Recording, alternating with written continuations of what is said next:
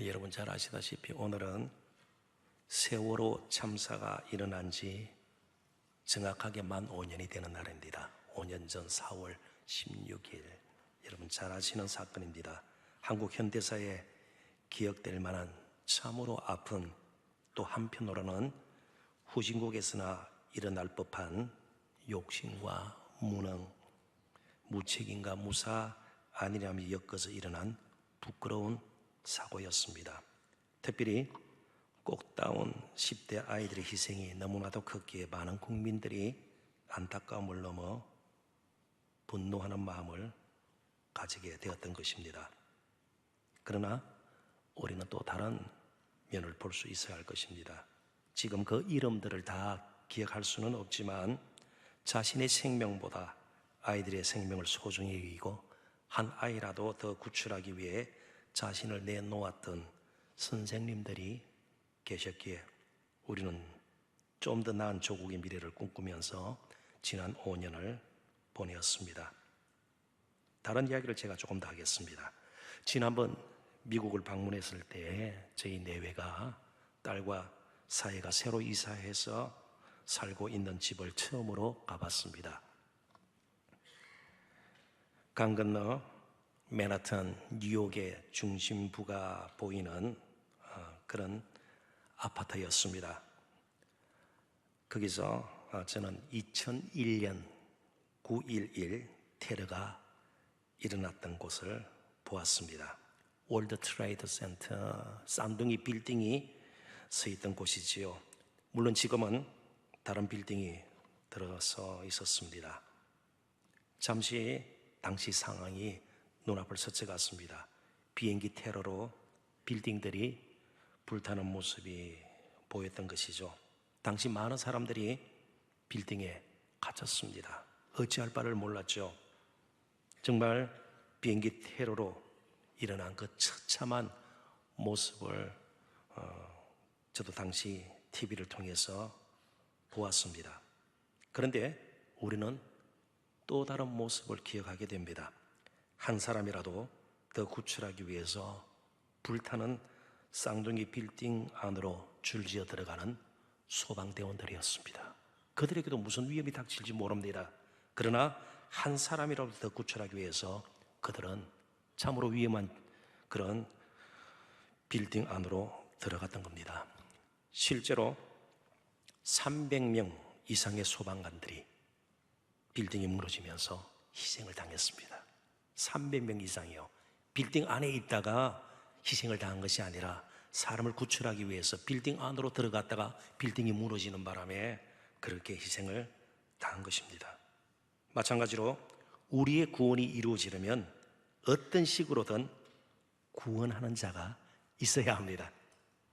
자기 스스로 살아난 것은 구원이라는 말을 쓰지 않습니다. 구원하는 자가 있어야 구원이라는 말을 쓰게 됩니다. 그래서 오늘 나눌 말씀의 주제는 십자가의 구원입니다. 우리에게는 우리를 구원할 자, 성경에는 구속한다는 말을 쓰기도 하고 중보라는 말을 쓰기도 합니다. 우리에게는 한 분 구속자, 한 분 중보자가 필요합니다. 오늘 말씀을 통해서 이 점을 좀 더 깊이 생각해 볼까 합니다. 예수님께서 이 세상에 오신 목적이 분명합니다. 디모데전서 1장 15절 우리 같이 한번 읽어볼까요? 밑보다 모든 사람이 받을 만한 이 말이여, 그리스도 예수께서 죄인을 구원하시려고 세상에 임하셨다 하였도다. 죄인 중에 내가 개수니라. 사도 바울을 포함한 참으로 죄인된 우리를 구원하시려고 주 예수 그리스도께서 세상에 임하셨다.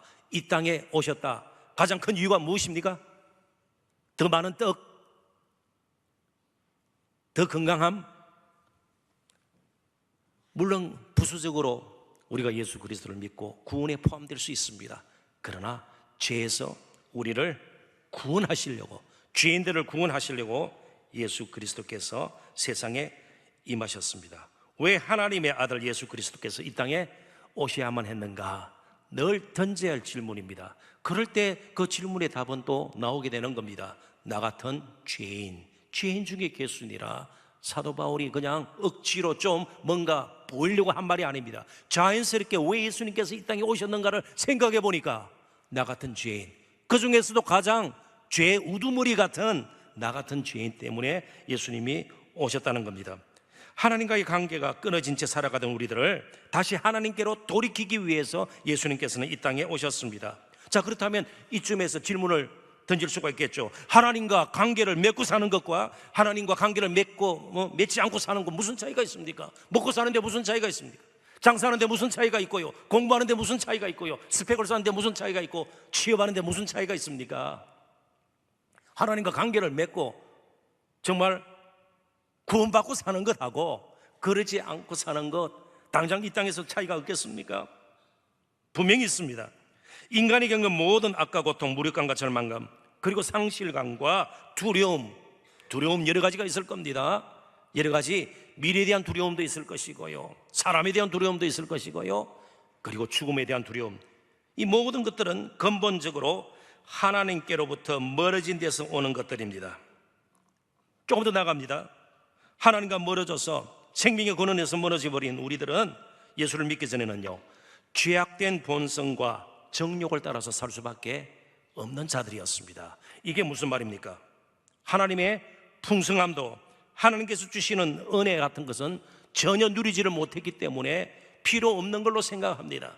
그냥 죄악된 본성과 정욕을 따라 살 수밖에 없다는 말, 이걸 좀 더 실감나도록 제가 한 목사님의 드신 예화를 여러분들에게 소개할까 합니다.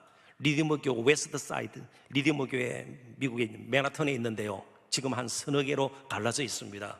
그 중에 서쪽 캠퍼스를 담당하고 있는, 이번에 저희 딸 내외하고 저희 부부가 주일날 그곳에 가서 예배를 드렸습니다. 거기 담임 목사인 데이비드 비스그로브라는 목사님이 있는데, 그분이 이런 예화를 들었습니다. 정말 하나님 없이 사는 인생의 모습을요, 아주 실감나게 그렸습니다. 한번 들어보십시오. 굶주린 사자를 상상해보라. 그 사자 앞에는 음식이 담긴 두 접시가 놓여있다. 한 접시에는 붉은 날고기가, 다른 접시에는 아주 맛있게 요리된 콩이 담겨있다. 우리한테는 콩 요리가 뭔지 잘 모르니까 좀 이렇게 한번 바꿔볼까요? 강원도 인제의 한 식당에서 만든 두부 전골이 놓여있다. 좀 실감이 나나요? 그 인제의 한 식당 가니까 두부 전골이 너무너무 괜찮더라고요. 혹시 기회가 나시면 인제, 거기도 화재가 났던 지역이니까 방문해서 좀 위로 겸 시간에 나시면 가보시면 좋을 것 같습니다. 두부 전골이 굉장히 괜찮아요. 자, 한쪽에는요 붉은 날고기, 한쪽에는요 너무너무 괜찮은 두부 전골. 사자는 어느 것이든 고를 수 있다. 그러나 사자는 본성에 따라 붉은 고기를 선택할 것이다. 그러니까 죄의 본성과 정욕에 따라 살면요, 늘 한 일이 정해져 있습니다. 돈을 벌어도, 공부를 해도 다 욕심이에요. 어저께도 말씀드린 것처럼 살짝 덮여 있을 따름입니다. 그러다가 들키면 이제 인생이 망가지는 것이죠. 그렇습니다. 부부 관계든 뭐든요, 하나님과 멀어져 있으면 죄의 본성과 정욕에 따라서 살게 되고 일하게 되고요, 목적을 이루게 되고 성취했다고, 성공했다고, 그리고 떠들게 되는 것입니다. 이런 우리들 스스로 하나님께 나아갈 수 있는 자는 한 사람도 없습니다. 왜요? 사자가 항상 붉은 날고기를 선택하는 것처럼 우리는 그렇게 살아왔습니다. 그러니까 하나님의 것이라고는 조금치도 알지도 못했고 찾지도 못했고 누리지도 못했던 겁니다. 그러니까 삭막하죠. 그러다가 다른 것에 그냥 접촉이 되면요, 중독이 될 수도 있는 것이에요. 그죠? 그러다가 인생을 망치게 되는 것이죠. 그러니까 우리 스스로는 이제 다른 도리가 없습니다. 그래서 하나님 편에서 특별한 조치가 필요했을 뿐입니다. 참 감사하게도 이건 우리는 은혜라고 생각을 합니다. 하나님께서는 우리가 의롭게 변화될 때까지 기다리셨다가 우리를 사랑하시고 우리를 구원하신 것이 아닙니다. 무조건적인 사랑으로 우리를 구원하시고 그 다음 우리로 하여금 조금씩 변화의 삶을 살게 하셨습니다. 그러니까 예수 믿고 난 뒤도 자신이 잘 변하지 않는 모습에 너무 실망할 필요가 없습니다. 그렇다고 아예 변화를 포기하는 일도 우리는 없어야 할 것입니다. 그러니까 우리가 감사한 것은요, 우리가 변할 때까지 하나님께서 기다리시지 않고요, 그냥 무조건적으로 사랑하셔서 우리를 구원하시기로 작정하시고 우리를 이 자리까지 이끌어 주셨다는 겁니다. 자, 그렇다면 하나님께서는 어떤 식으로 우리를 구원하셨습니까? 이 세상 그 누구도 생각하지 못했던 놀라운 방식으로 우리를 구원하셨습니다. 아들 예수 그리스도의 십자가의 죽으심을 통한 구원입니다. 자, 이제 잘 한번 들어보십시오. 모든 종교는 구원이 필요한 자들이 무슨 일을 얼마만큼 했느냐에 초점을 맞춥니다. 선행을 얼마나 했는지, 공부를 얼마나 바쳤는지, 공적을 얼마나 쌓았는지, 얼마나 기도와 묵상, 수도 생활을 했는지, 봉사와 고행 같은 종교적인 행위를 감당했는지, 그런데 관심을 두게 돼요. 구원이 필요한 자의 여러 가지 모습이나 행위에 초점을 맞추게 됩니다.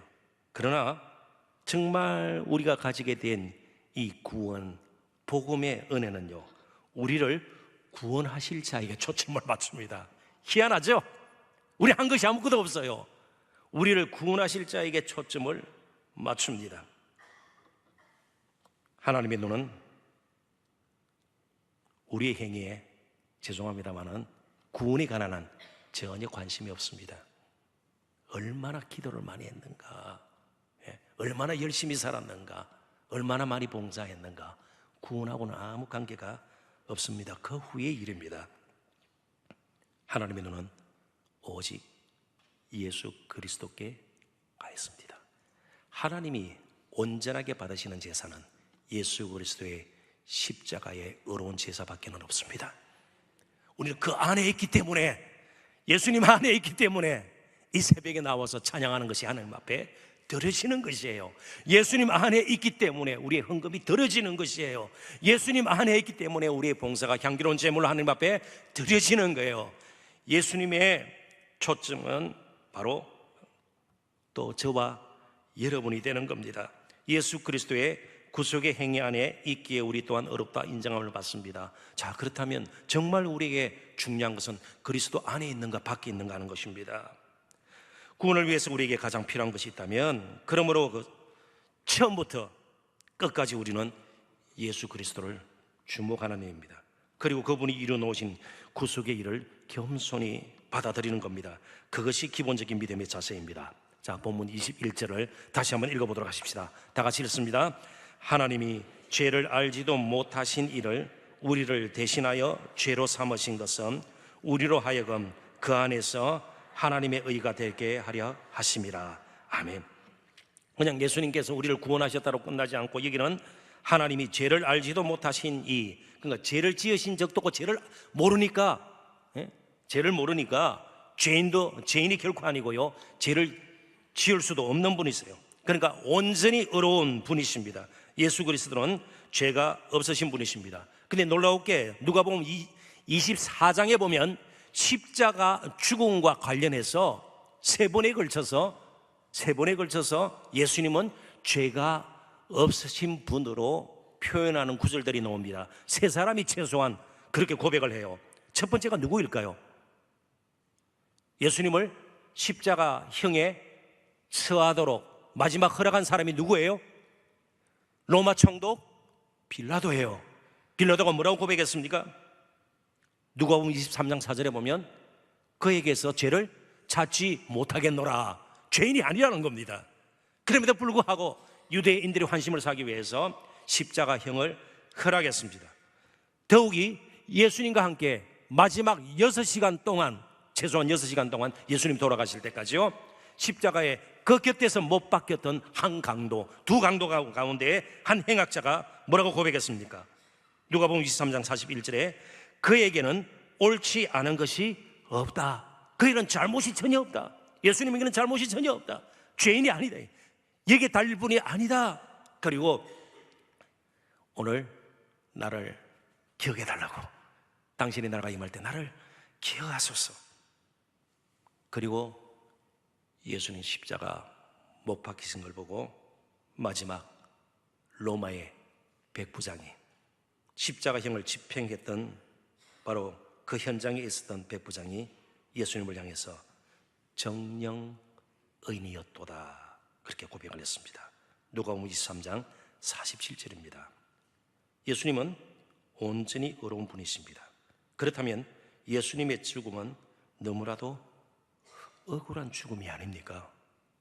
죄인도 아닌데 죄인처럼 취급을 받고 십자가에 못 박혀서 가장 처참하게, 그런데 그건 억울한 죽음이 아닙니다. 그 죽음은 약속되었던 죽음이었고 계획된 죽음이었습니다.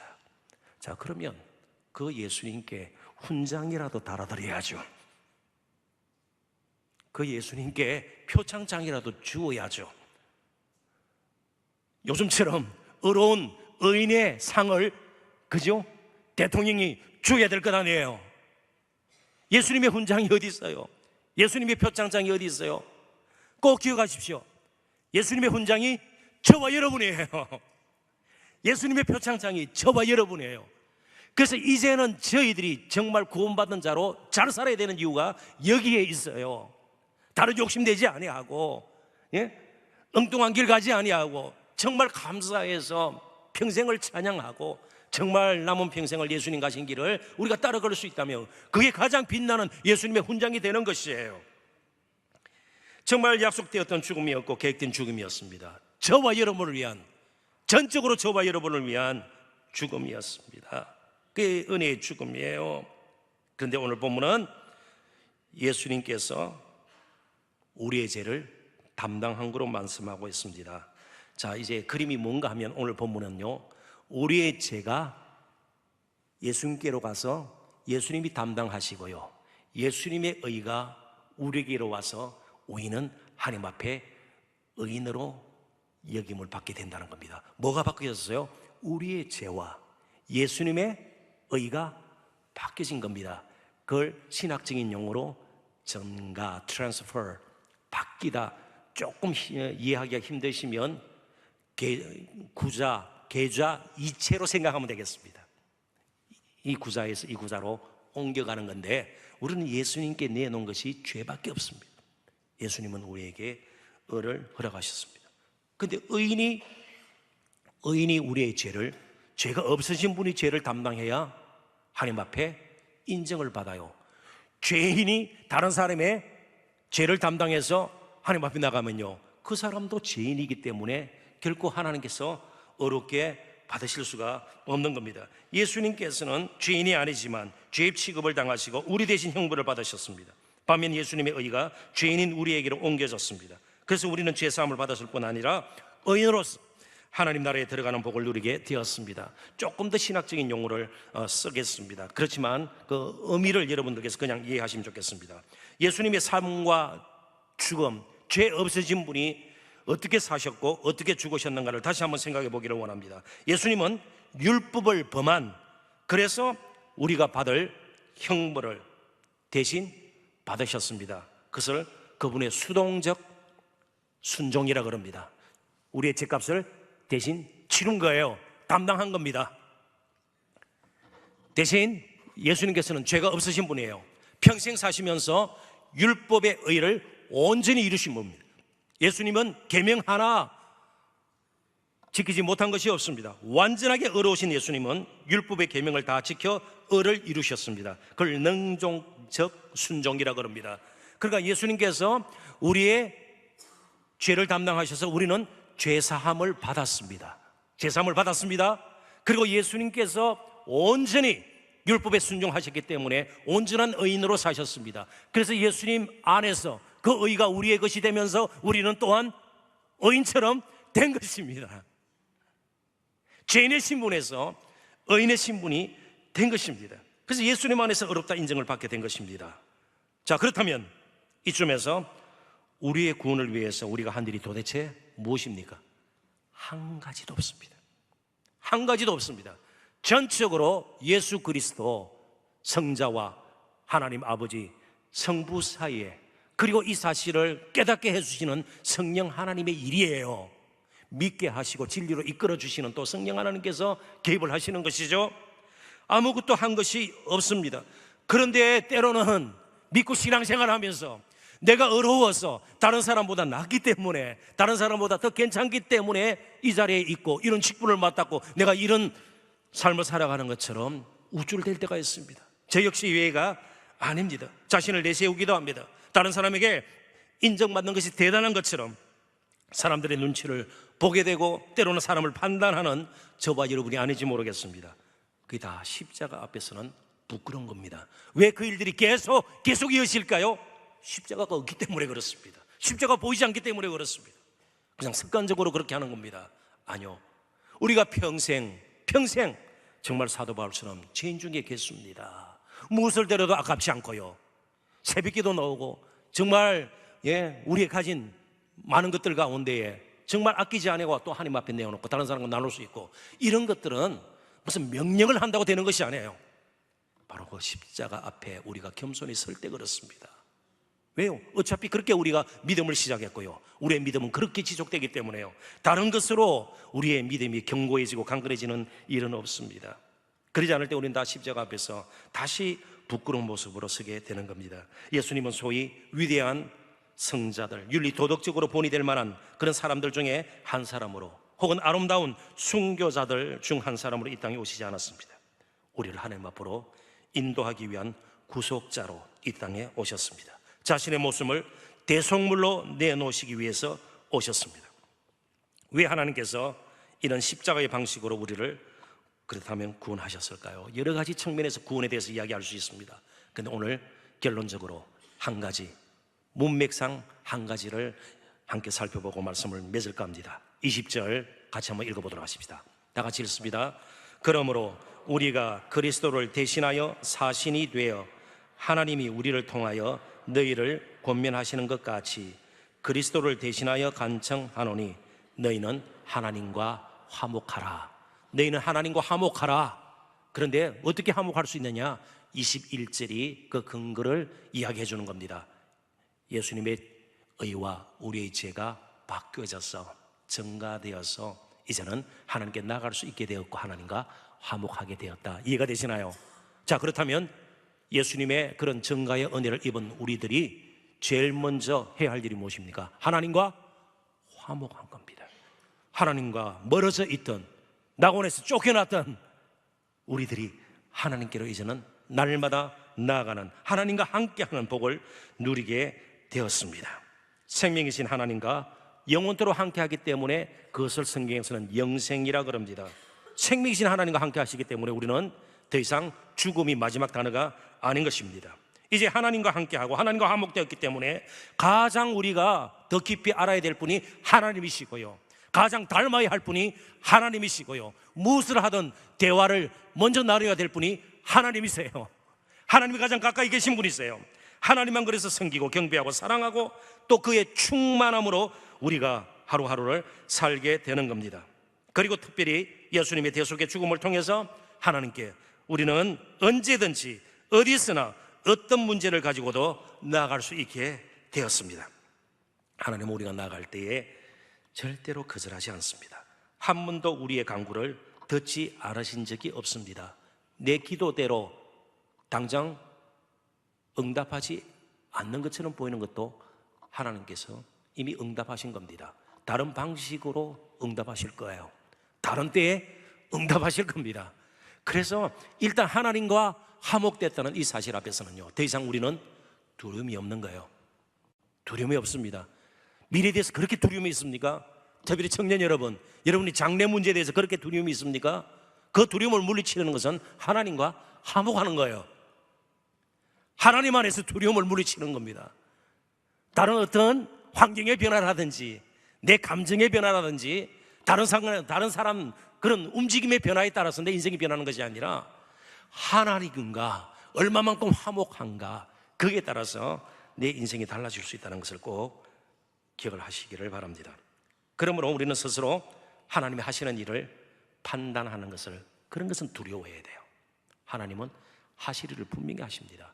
이미 가장 우리를 사랑하셨고 우리와 화목되기를 그렇게 기뻐하셨습니다. 그리고 하나님께서는 나보다 나를 더 잘 아십니다. 참으로 우리에게 가장 필요한 것과 그리고 우리가 단순히 원하는 것을 능히 분간하시는 분이십니다. 그래서 하나님께서는 가장 우리에게 필요한 것, 보실 때 가장 우리에게 좋은 것을 주시지 늘 우리가 원하는 것을 다 주시지는 않습니다. 그리고 가장 먼저 해결돼야 할 문제가 무엇인지 하나님은 정확하게 알고 있습니다. 우리는 여러 가지 일들 가운데 이게 가장 지금 급하고 중요하고 필요한 일이라 생각하지만 하나님의 관점은 다를 수가 있습니다. 하나님을 그래서 확신하십시오. 독생자를 내어주신 그 하나님을 확신하십시오. 화목되기를 그렇게 기뻐하셔서 십자가라는 독특한 구원의 방식을 통해서 구원을 이루어주신 하나님, 그 신실하심을 여러분 확신하십시오. 그리고 할 수 있는 대로 날마다 그 하나님 앞으로 나가고 하나님과 함께하고 하나님과 평생을 동행하시는 저와 여러분이 되었으면 좋겠습니다. 아들을 아끼지 아니하시고 내어주신 그이가 무엇을 그렇게 아끼겠느냐 늘 마음속에 품고 이제 히브리서 4장 15절 16절 같이 읽어보고 말씀을 맺도록 하십시다. 다 같이 읽습니다. 우리에게 있는 대제사장은 우리의 연약함을 동정하지 못하실 이가 아니요 모든 일에 우리와 똑같이 시험을 받으신 이로되 죄는 없으시니라. 그러므로 우리는 긍휼하심을 받고 때를 따라 돕는 은혜를 얻기 위하여 은혜의 보좌 앞에 담대히 나갈 것이니라. 아멘. 기도하십시다.